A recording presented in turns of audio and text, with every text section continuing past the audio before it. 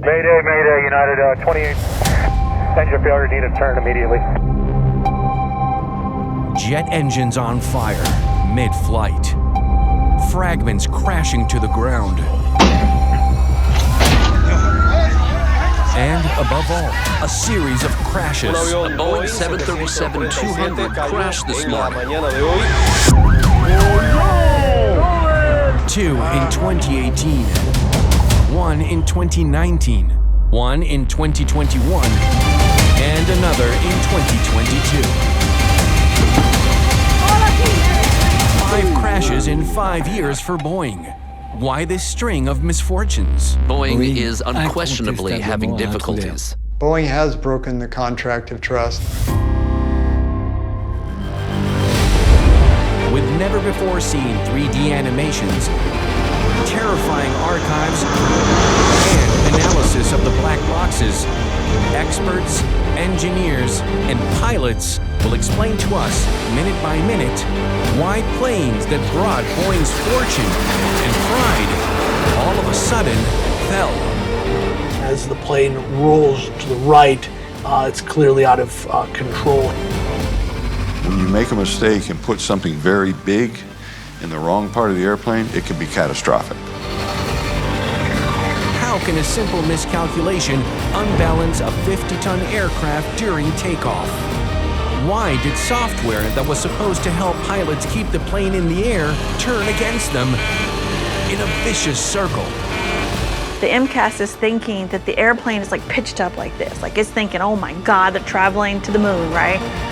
At one point, they have 40 kilos of weight in the control stick. How did Boeing Star Aircraft become the nightmare of the world's largest aircraft manufacturer? They put something on the airplane and they didn't tell us about it. That's a death sentence. I lost my daughter, Camille, who was 28 at the time of the crash. Behind these disasters, a devastating strategy for the brand, secrets with fatal consequences, an unprecedented string of misfortunes in the history of aviation. We thought they were a technology company. We thought they built a safe product. Maybe we were wrong. On the road to out-of-control flights.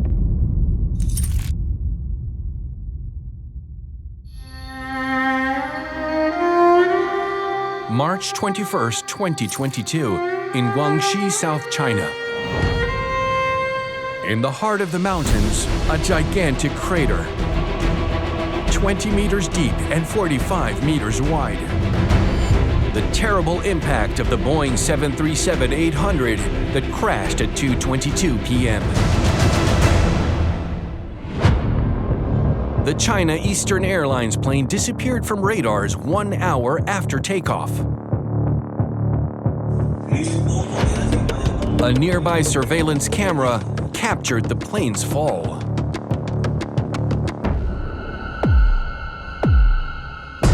The images are quite impressive. First, we have this plane descending vertically at abnormal angles. Even a pilot who'd want to press on the control stick wouldn't descend at such high rate. Terrifying. It must have been terrifying for those people. The plane crashes to the ground at over 700 kilometers per hour. The forest goes up in flames.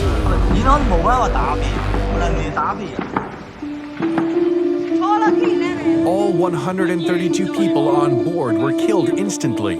It is one of the worst crashes in Chinese civil aviation.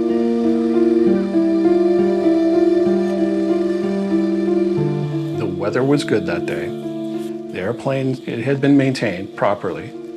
There's no indication that there was any damage to the plane in flight. It's hard to explain how a plane could dive that steeply into the ground.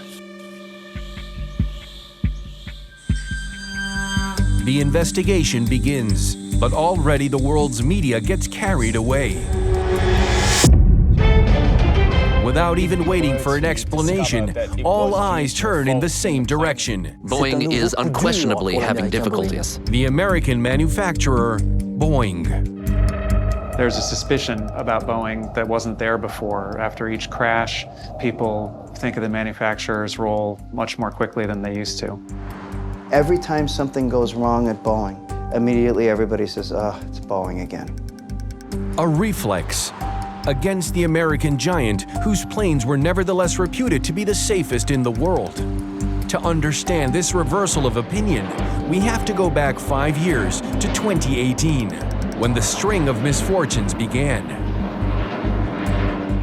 In the 5-year period that we're talking about, there were 12 crashes worldwide, about half of them involving Boeing planes. I think we would call that a black eye.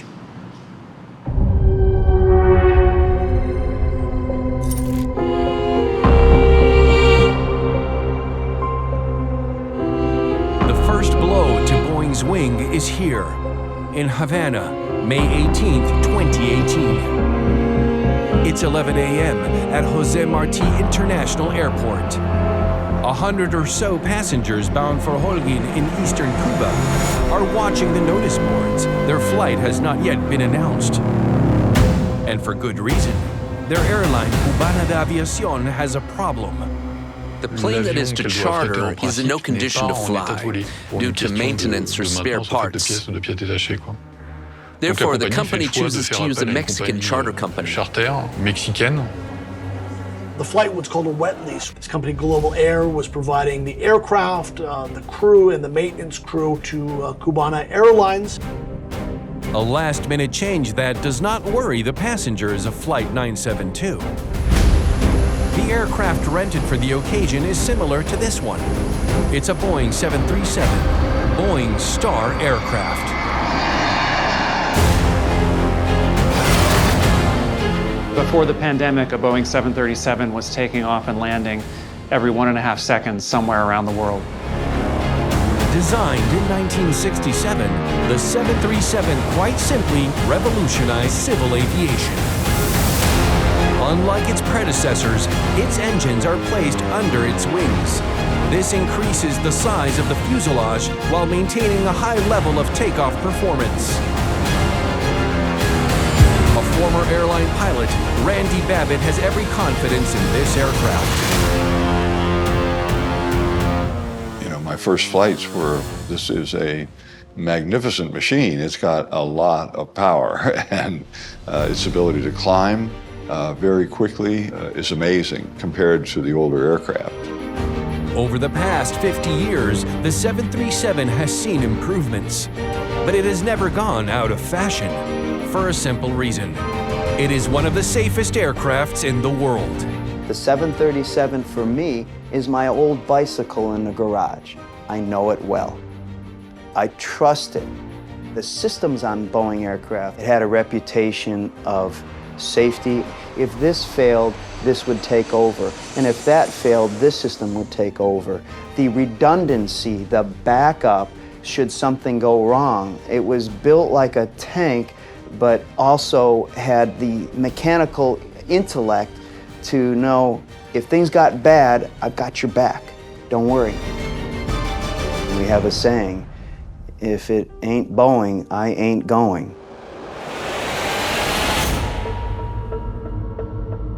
In 2018, Boeing is at the top of its game and its reputation. It's never been safer to travel on its planes.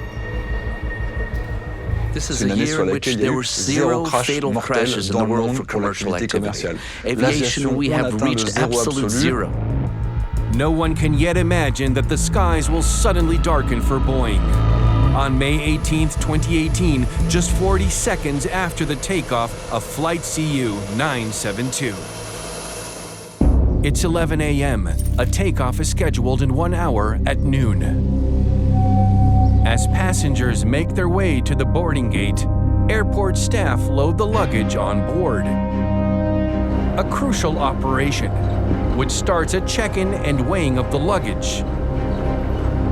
Not for tax purposes, but for balance. An aircraft must have a certain center of gravity, meaning it mustn't be too heavy at the front nor too heavy at the back. The pilots will decide where to put, for example, the shipment, the cargo, the air freight that is carried in addition to the passengers. Where do we put the luggage? Possibly where shall we put the fuel in the wings and in the tail for certain planes that have more tanks. So they'll be able to define how the center of gravity is to be achieved. The correct center of gravity is when the aircraft is roughly at 5 degrees. That is, in relation to the horizontal. That's the right center of gravity. But on that day, a big mistake was made in the calculation. The total weight of the load on board was wrong, and this will shift the balance point towards the rear of the aircraft. There are 2 tons of excess fuel in the calculations that have been made, and on top of that, the passengers were badly distributed. From what I recall, I think there were supposed to be 50, and now there were 62 occupied seats. When you make a mistake and put something very big in the wrong part of the airplane, it can be catastrophic. Catastrophic. This was evidenced by the 2013 disaster when the cargo of a U.S. military aircraft tipped over in the hold during takeoff. The center of gravity moved back towards the tail of the aircraft. The aircraft became unbalanced and thus uncontrollable.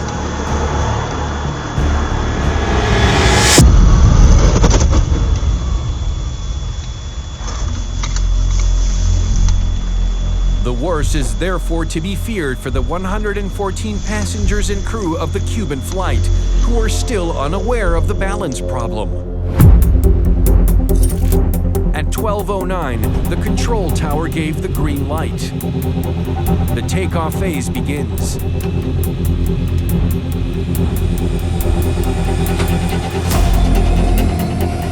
Thanks to the black boxes which record all of the flight data and cockpit conversations, Patrick Upman, a Havana correspondent, was able to reconstruct what happened on board. When the plane gets up to speed, there is a loud noise that the crew remarks upon, but they think it might just be kind of a pothole or something.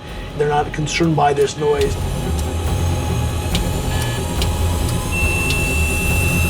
the pilots have no way of knowing that this noise is related to the core center of gravity.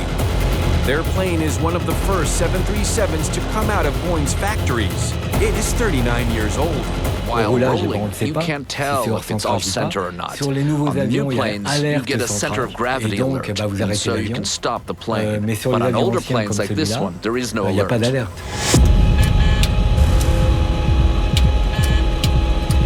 The plane reaches 250 kilometers an hour. It is too late to stop.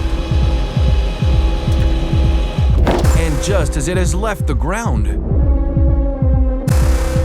as they get up into the air, just as they leave the runway, the plane begins to roll to the right. Immediately after retracting the main gear and the nose gear, it went into a sideways turn. And as it turned, at the same time, it went into what's known as a nose-up attitude. Inside the cockpit, the pilots are stunned. The co-pilot becomes very agitated. You hear the pilot kind of mutter, what has this guy done? The co-pilot is unaware of this, but because of the 2 tons of excess fuel and the extra passengers, he pulls too hard on the stick. This throws the aircraft backwards. Instead of having a rate of climb of, say, 15 degrees, the aircraft will continue to rear up. So we're at 20 degrees, and 20 degrees is already huge. We're on stall alarms. A stall is one of the worst situations an aircraft can find itself in. A plane is in stall when it has its nose up, when the pilot holds the nose up and the air doesn't collapse on its wings, so it will fall like that. There's airflow over the wing. And when the wing is in a position tilted up, the airflow starts to break apart on the back. So it's not creating lift. So only part of the wing is flying. So now with the weight and everything on the airplane, it starts to stall. And then you realize it because, in fact, you feel the slack of the aircraft in the controls, so the flaps are no longer blown. Now, there's a recovery procedure. You come in with full power and lower the nose of the aircraft, get your speed back up, and you can recover from it. Obviously, the closer you are to the ground, the more critical that becomes. To avoid a stall, the pilot in command must immediately bring the aircraft to equilibrium. The pilot is taking over. He tries to get the aircraft under control. It rolls to the left. For a short time, the danger seemed to be over. The nose of the aircraft has dropped below 20 degrees, but not for long. The poor center of gravity doesn't allow the aircraft to be stabilized for long. It tilts to the right again, raising the nose to the sky. And as the plane rolls to the right, it's clearly out of control here. The pilot does not have, they're not able to get back to the airport and land. The plane stalls only a few hundred meters from the ground. The crash is inevitable. At this point, the pilot let the tower know at Jose Marti that there is an issue. There's a call for Mayday, that essentially they know they're going down.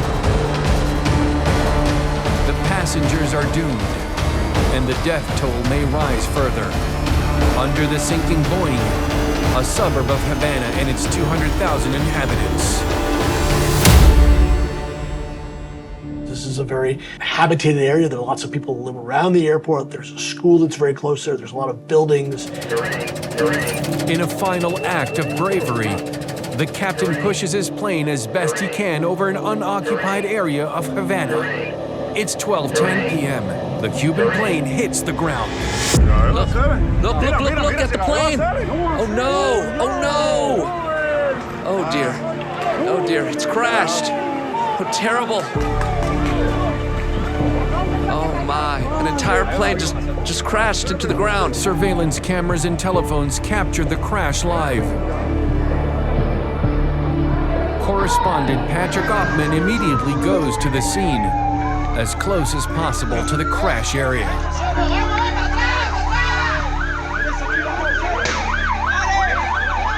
We immediately rush out to the airport. You could still see large pieces of this airplane, including the tail section. A lot of it had burned. There was a lot of smoke. There was a smell of burning in the air. There were suitcases that had kind of scattered. The death toll was high. 113 victims. All the crew members and all the passengers died, except one. Miraculously, a young woman survived, and above all, no one on the ground was injured. The pilot managed to crash on uninhabited land. A crash for which Boeing is not held responsible at all. Nobody knows it yet, but the Havana disaster is only the first in a series that will plunge Boeing into the biggest crisis in its history.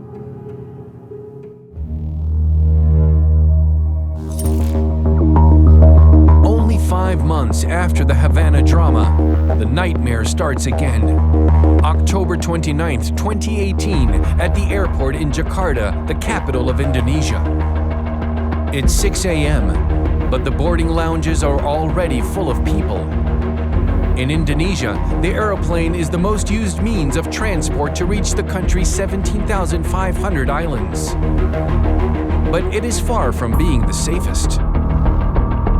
For many years, Indonesian airlines were banned from European Union airspace because of their safety regulations. There are maintenance problems, there are training problems for pilots. Indonesia has a bit of a bad reputation. A few years ago, the whole country was still blacklisted. So it's a country that has a lot of accidents. To remedy this, some Indonesian companies are investing millions of dollars in the purchase of ultra-modern airliners. This is the case of Lion Air.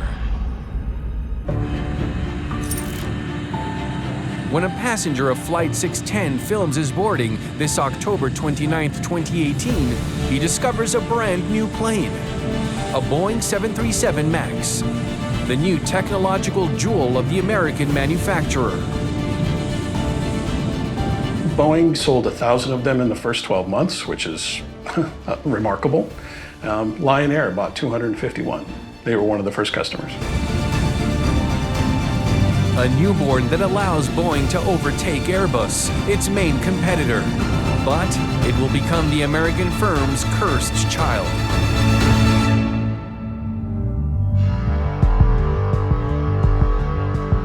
In 2010, Airbus came out with its A320neo. Neo standing for New Engine Option in English.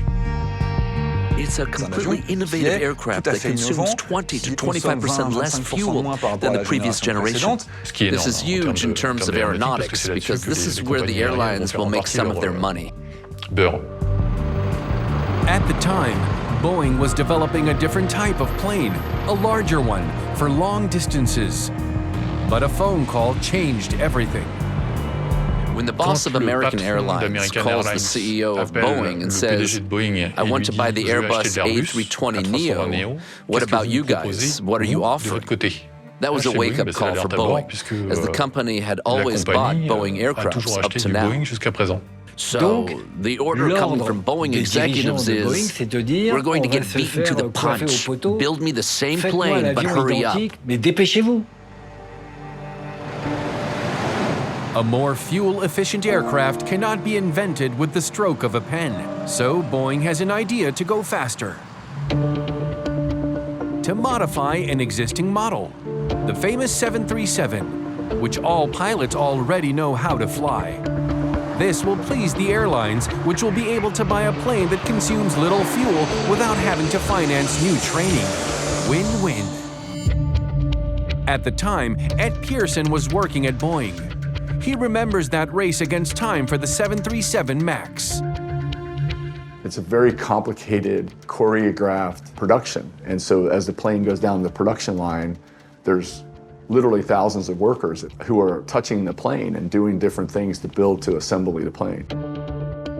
They're all trying to build airplanes as efficiently as we can, as quickly as we can, but as safely as we can. The technical challenge for the engineers is considerable. To create a turbojet engine as efficient as that of their European competitor in record time. In modern engines, there are two airstreams. The primary stream is in the center and heats up. That's where the real old-style engine is, and that's where it produces thrust with a lot of heat. And around this primary flow, we have a secondary flow, which is in fact cold air, which is driven, and you have to imagine all the rest of the engine as a big fan. Usually the bigger the fan, the more fuel efficient it is. In the end, the fan of the new engine is 1.75 meters in diameter. This doubles the share of secondary flow compared to previous versions. The results are breathtaking.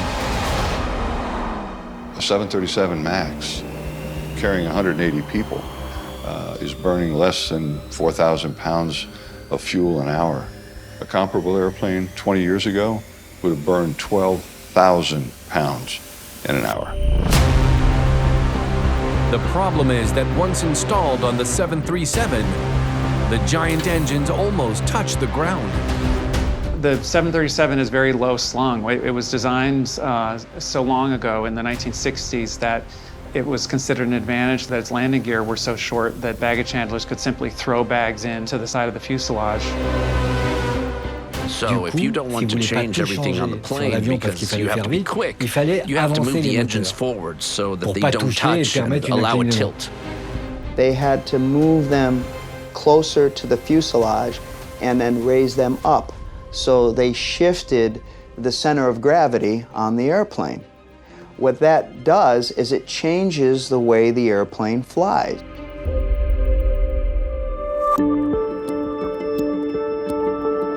A new aircraft center of gravity that will be of crucial importance in Boeing's series of misfortunes. During the first test flights of the 737 MAX, the pilots immediately noticed a balance problem with the aircraft.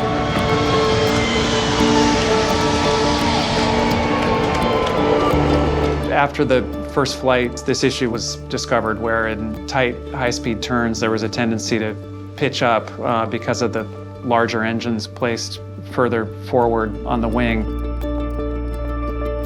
What happened very late in development was that it was found that this stall condition was possibly going to happen in low speeds. And low speeds are when the plane is most vulnerable. That's at takeoff or landing. Due to time constraints, Boeing will reuse anti-stall software already present on another of its aircraft. The software is called MCAS for Maneuver Characteristic Augmentation System. MCAS was designed to assist the pilot by pushing the nose back down so that the plane wouldn't get too steep in its climb and stall and fall out of the sky. The principle is simple. If the nose of the aircraft starts to rise dangerously, the two sensors attached to the front that measure the aircraft's inclination detect this. They then inform the MCAS of the problem so that it can take over and tilt the horizontal stabilizer by itself. It's called the tail plane, in fact. You have the drift at the back, and you have two planes at the very back of the aircraft. So these are the ones that are going to tilt in order to make the aircraft dive. The original idea was that just something that, instead of having the pilot constantly make 1,000 adjustments per minute to keep the plane flying straight, the software would do it for them.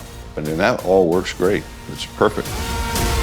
However, it was this miracle software which was supposed to help the pilots rebalance the plane that failed them on October 29, 2018. It is 6:15 a.m. and takeoff is imminent. The 181 passengers have been seated in the brand new 737 MAX. The pilots go through their final checklist to make sure that all the switches and measuring instruments are working properly. And on that day, they miss out on a crucial piece of information that is necessary for a successful flight. A recently replaced incidence probe has a problem.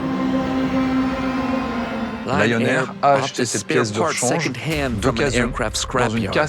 And when they bought it, they did not check it, and they installed it in the aircraft without validating its proper functioning. No one notices that the two probes are not perfectly aligned. That is what Federal Agent Lorenda Ward will find out during her investigation of the accident. They had the left AOA that was indicating about a 20-degree difference from the right AOA. The problem was reported by the previous crew, but on a memo system, I believe, in the device. It's like me telling you that there are no brakes on this car. But I'm informing you with a post-it note that's on the back seat of the car. In a few seconds, this probe problem will send the plane and its crew into a tailspin.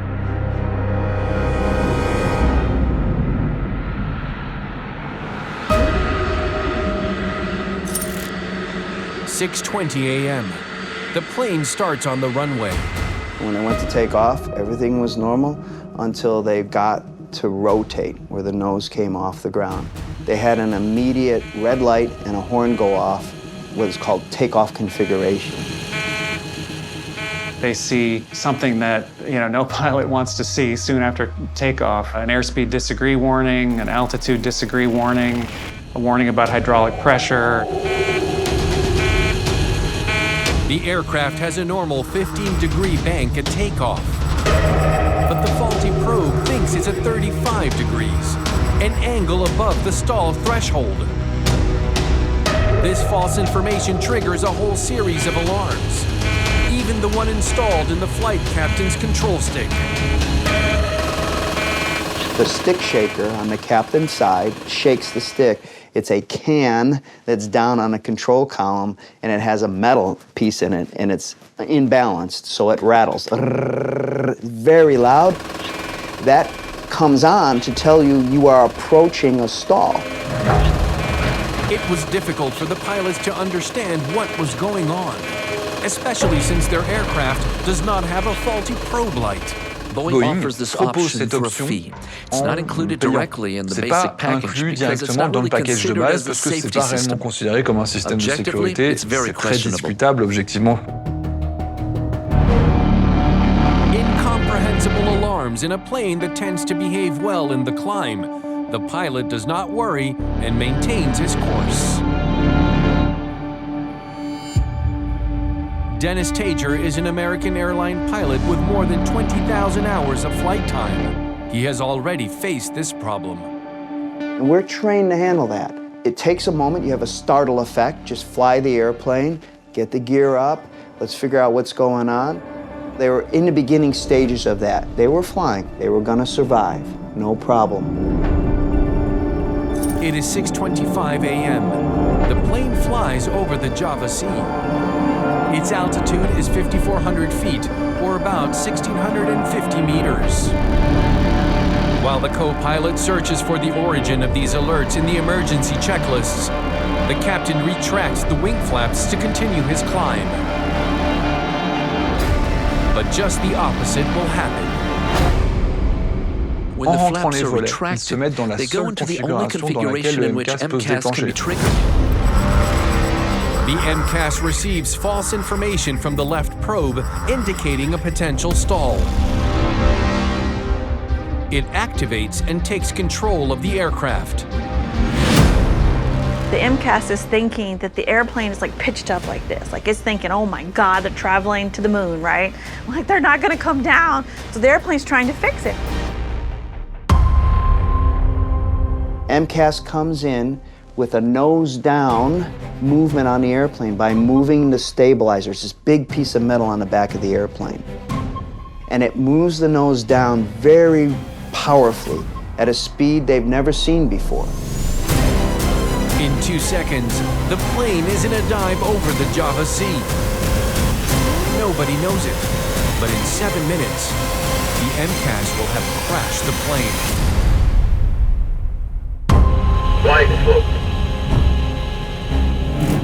Inside the cockpit, it's total stupor. Pilots do not know that MCAS exists for one simple reason. The system is designed to be transparent. The MCAS, which is supposed to work in the background while the pilots are flying. MCAS is a ghost because there is no description of MCAS in the training manual that Boeing gave to pilots. Pilots have not been told what will happen, how they should respond in case of an MCAS failure.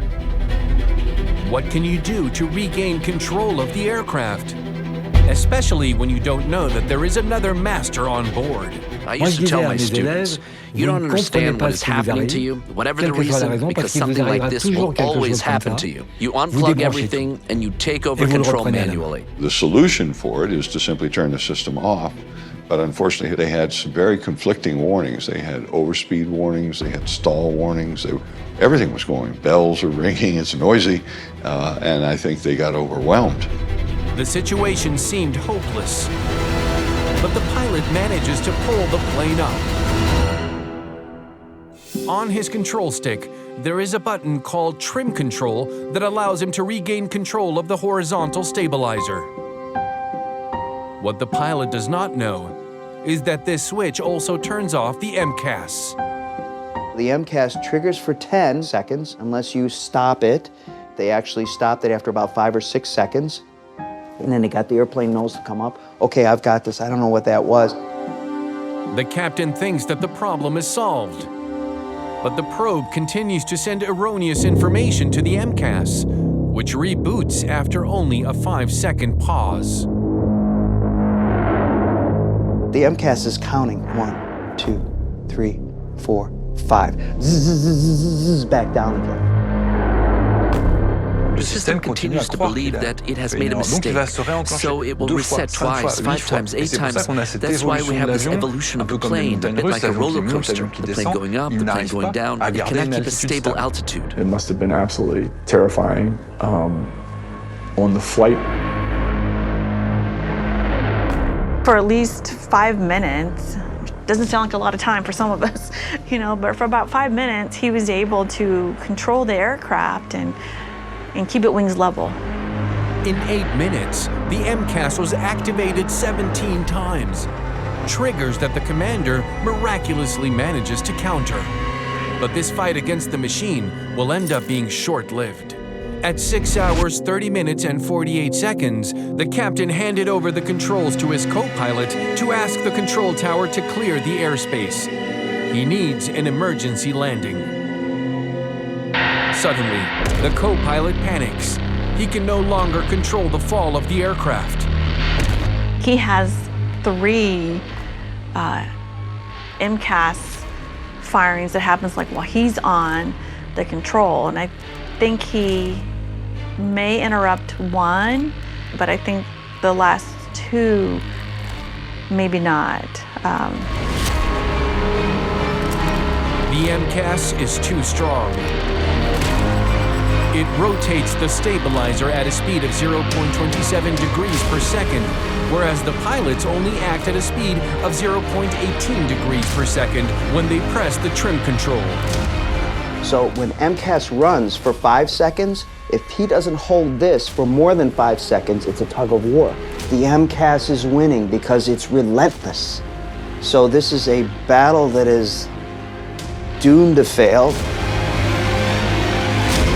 At 6:31 a.m., 11 minutes after takeoff, the plane reaches a 40-degree incline towards the ground. The weight in the control stick will get heavier and heavier, the weight that makes them go forward. At one point, they have 40 kilos of weight in the control stick for several minutes. The forces are so high that they're not able to overcome them, and then they crash into the ocean.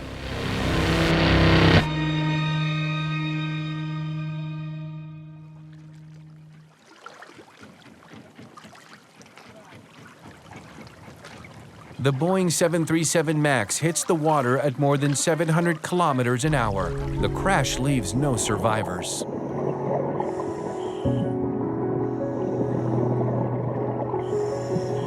The first underwater images released by the Indonesian authorities show the violence of the impact. Lorenda Ward, who works for the NTSB, the U.S. agency responsible for investigating transport accidents, immediately went to the scene. It was a huge tragedy, and we had 189 folks, like a loss of life. You know, that's big. You know, it impacts a lot of people, and it's like a shockwave that kind of goes out. 2 crashes in 5 months, 2 737s. But this time, no pilot error, no bad luck. The manufacturer is directly liable.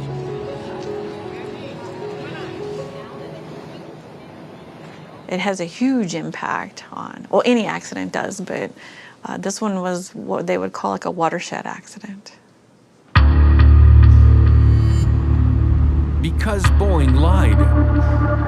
This is what Joe Jacobson discovered, who at the time worked for the FAA, the Federal Aviation Agency responsible for approving the 737 MAX.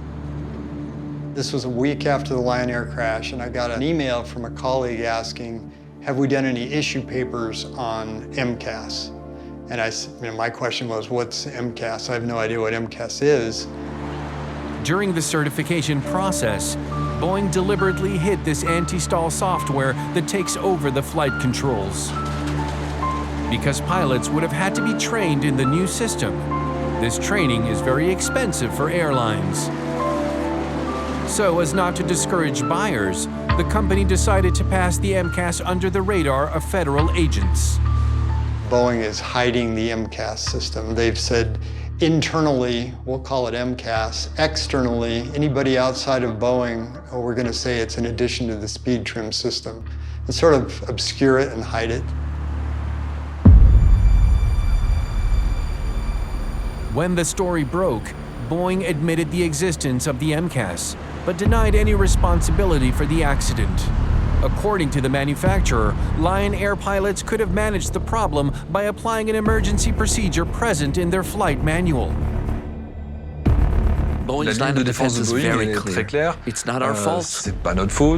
The reaction of Boeing initially was to blame the pilots for not responding fast enough. This defense infuriates the American Pilots Union. Boeing summons them to try to calm down the situation and give them more details about the software that automatically takes over the plane's controls. Dennis Tager was present that day with his president, who recorded the meeting on his mobile phone. These guys didn't even know the damn system was on there, nor did anybody else. They knew they had a stabilizer cut off, and that's all that matters. They knew they had an MCAS. We try not to overload the crews with information that's unnecessary, so they actually know the information that we believe is important. We were stunned by that. It's like telling somebody, go into the deep water and swim. Yeah. And then you come along and you say, you're doing well. Now here's a 10-ton anchor, and you go to the bottom of the sea and they say, what's the problem? You know how to swim. You can't fix what you don't know about. We need to know. We flat out deserve to know what is on our airplane. The manufacturer promises to review the functioning of the MCAS within 6 weeks.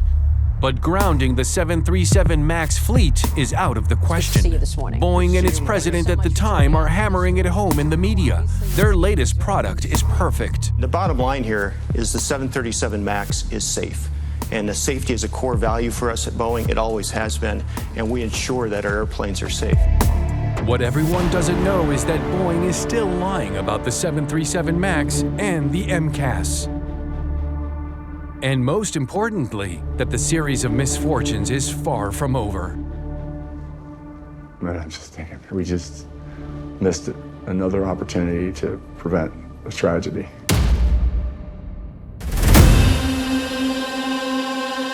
Five months after the crash in Indonesia, the 737 MAX continues to travel the globe. Until March 10, 2019, and another air disaster in Ethiopia. At Addis Ababa Airport, the Ethiopian capital, a 737 MAX has just taken off for Nairobi, Kenya. Inside are 149 passengers of 35 different nationalities, including several French citizens. Camille is 28 years old. After several humanitarian missions in Africa, she leaves to settle down in Kenya with her boyfriend. Her mother, Catherine, dropped her off a few hours earlier when she left Paris. At the airport, she said to me, listen, don't worry, don't bother me with WhatsApp messages and telling me you've arrived safely. And so, in fact, we left as usual. That is, to say I accompanied her till the end. And in fact, we said goodbye. She told me I am happy and I love you, Mommy, and I told her I love you, my darling. Not far from Camille, in seat 26A, another Frenchman settled in, Xavier Fricaudet. Xavier is a 38-year-old school teacher abroad. He has just returned from Moscow, where he met his fiancée, with whom he is due to be married in July. None of the passengers are aware of the danger that's lurking. Behind the pilot's door, alarms are buzzing. Once again, the crew faces the inconsistencies of an incidence probe. The angle of attack vane was not malfunctioning before takeoff, but somewhere during takeoff or right at takeoff, it malfunctioned. We don't know to this day what happened. Did a bird hit it, a balloon? They are kind of a delicate instrument. I've been involved over the years with many failures of angle of attack sensors for a variety of reasons. A lot of times water, ice, some sort of contamination, short circuits. History seems to be repeating itself. As in the Lion Air accident, the left probe sends false information to the pilots. While the aircraft is in the correct position, the faulty sensor registers a tilt of 75 degrees. This is 3 times the stall limit. They have the control stick that vibrates. The tick, tick, tick, tick, tick, tick, tick, tick, that tells them, be careful, we're close to a stall. And at that moment, they retract the flaps. When they brought the flaps up, they unleashed the monster, MCAS. The pilots now know what procedure to follow, but they still ignore something important. They have to act at that second. Boeing had an actual document before any of this airplane was even flying, saying that if a pilot doesn't react and correct this within 10 seconds, it could be catastrophic. You gotta be kidding me. This is the way you design an airplane? It's surreal. 10 seconds, that's insane. You don't have an airplane there, you have a killing machine. Boeing had made some really aggressive assumptions on how quickly human beings would be able to react in a crisis situation with alarms going off all around them. You're worried about what's my airspeed, what's my altitude, am I stalling, am I not stalling? 10 seconds is way too short, especially when you have all of these false and nuisance alerts going off.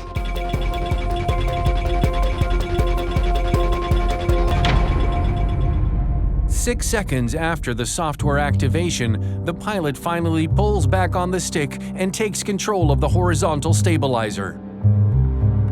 The plane is climbing slowly, but it has gained a lot of speed in the dive, and it will get worse. The co-pilot continues the procedure and deactivates the system completely. The MCAS is out of harm's way, for now. They understood that something was wrong and it was related to the MCAS because they did exactly what Boeing told them to do. And I remember reading the transcript and thinking, the kid got it right. Here we go. We're gonna fix this thing. The pilots have to stop the aircraft's dive by hand by turning a crank handle attached to a small wheel beside them. A wheel connected by cables to the horizontal stabilizer.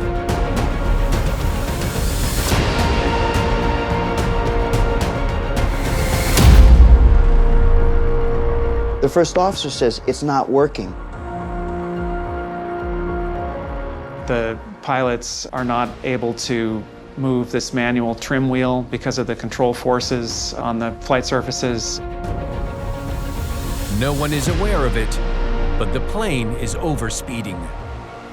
While the MCAS was activated, the aircraft pitched down for several seconds and accelerated enormously. Worse still, contrary to the emergency procedure, the engines have been running at full throttle since takeoff. Why they left full power on the airplane is a mystery to everybody. They never touched the throttles, and the airplane went almost supersonic, much faster than it's ever designed to fly. The mystery was solved by Joe Jacobson. According to him, the pilots tried to reduce their speed, but to no avail. What happened is, with the same angle of attack problem that they had, that also drove a difference between left and right airspeed. The autothrottle's looking at that and says, they're disagreeing by too much. I'm not gonna do anything. The aerodynamic pressure on the tail of the aircraft is colossal. It is impossible for the co-pilot to move anything manually. It was like lifting 20 tons of cement out of a deep well. The captain desperately tries to straighten the nose of the plane, but it is never enough. The device further dives the plane more and more towards the ground. It was a nightmare. You know, it's diving, they're pulling it back, trying to retrim, diving, pulling back. And as soon as it dives, the airplane's accelerating quickly. Many experts and pilots have told us what happens physically in the plane. People are sucked up and pulled down. What happens in the plane is fear, anguish, screaming, in other words, panic. It is 8:43 a.m. and the plane is out of control. The pilots are unable to stabilize it by hand. And so the captain made the choice to turn the switch back on as a last-ditch effort to try and get the airplane to nose up. I remember thinking, don't do that, don't do that. But it was already too late. The MCAS woke up immediately, and it drove the nose down just a little bit more than it needed. It was done. After only 6 minutes of flight, the plane crashed at more than 900 kilometers an hour into a field, about 60 kilometers from the airport. 149 passengers and 8 crew members died in the accident. I see myself turning on the computer, I see a picture of the plane, and I see a crash. Ethiopia, no survivors. That's all I see. At first, I collapse. In some sort of stupefaction, of panic. I don't understand what's going on, but I think it had to be through this kind of scream. Virginie Fricaudet, Xavier's sister, went to Africa to the place of the tragedy 3 days later, along with the other families of the victims. The bus stops. We are there. We get off. And it is huge. The perimeter that has been marked out is huge. In the middle of the perimeter, there is a huge hole, which is the crater left by the plane. And in the crater, there are many, many, many, many things. A lot of airplane debris, a lot of clothes, a lot of shoes. It's really morbid and fatal.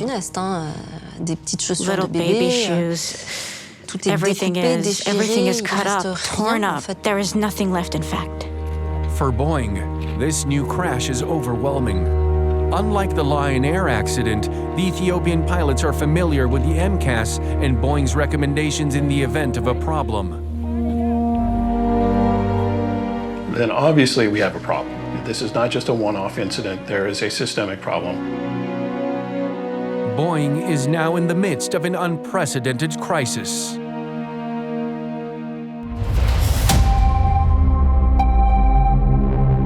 Immediately after the Ethiopian Airlines crash, countries around the world banned the 737 MAX from their airspace.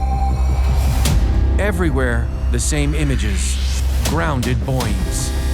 It's horrible when you have to ground an airplane. Reputational loss and financial, it was pretty devastating.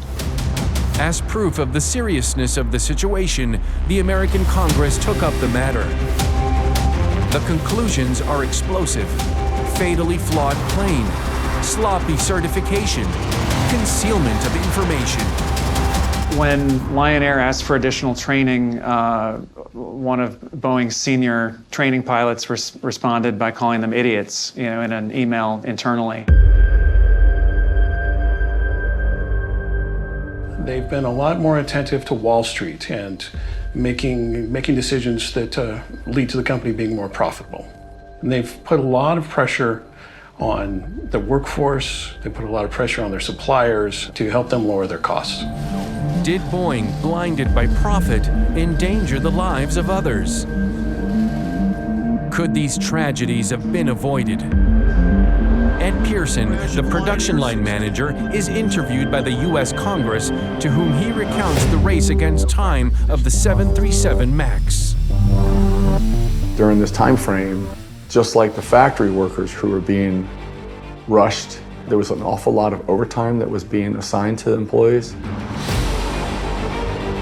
It was pushing for 47 planes a month and then 52 planes a month, which was incredible to think about a pace of more than almost two per day.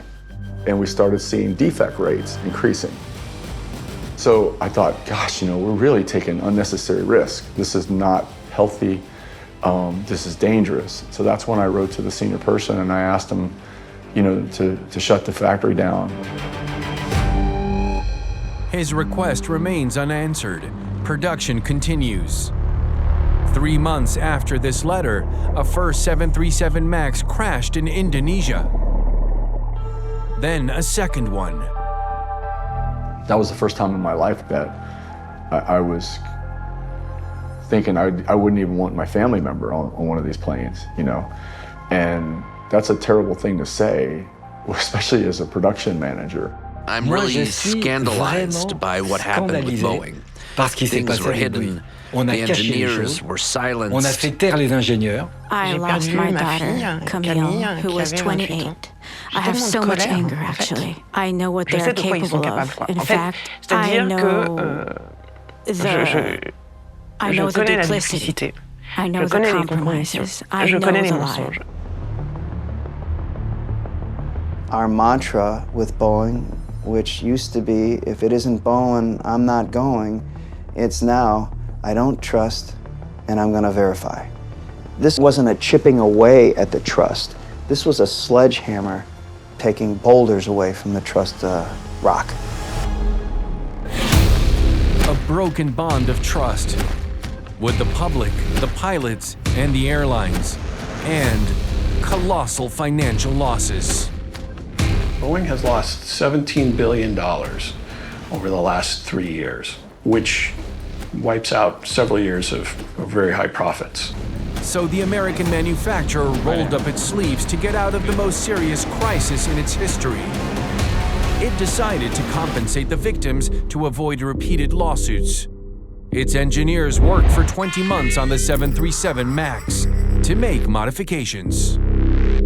The MCAS can no longer activate repeatedly. It no longer relies on one sensor. And pilots also need simulator training.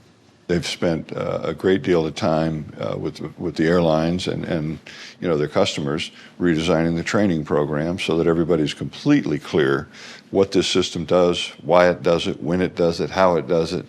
All of that has been redesigned. However, the recovering manufacturer is not completely out of the woods. Its 737 MAX is still being debated. Ed Pearson, who left his job at Boeing and is now considered a whistleblower, has conducted his own investigation. He discovered that 30% of the 737 MAXs that flew in the United States had experienced an in-flight incident within a year of being back in service. Some of the reports were quite concerning. I mean, there was a handful of them that pilots actually declared emergencies. And if we're having these problems in the first year back in service, what is going to happen when they're 5, 10, 15 years old? These new incidents prompted the U.S. Congress to quickly launch an audit of all Boeing production lines.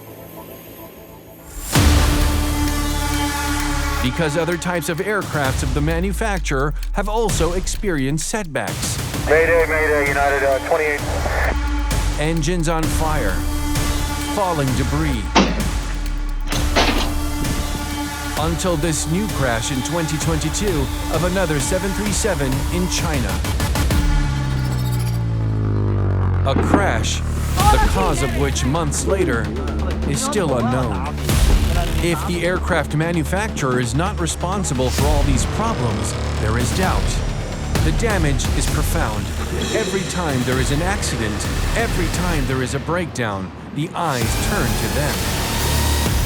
It's true that we see Boeing accidents in a different light. We see what if they had hidden something from us. Boeing is at a crossroads right now. They need to either decide that they're going to be an engineering and technology, high-integrity company that builds a quality product, or they're going to keep doing what they've been doing, which is trying to squeeze every dollar out of what was a legacy great company. No one likes to admit they made mistakes, especially if it resulted in the loss of life. But that's how we fix it, and that's what we need to do, and make sure it doesn't happen to anybody else. Back to the basics. It's safety first and foremost. This is the only way to put an end to the series of misfortunes, and that Boeing will regain control of a company that has written some of the most beautiful pages of world aviation.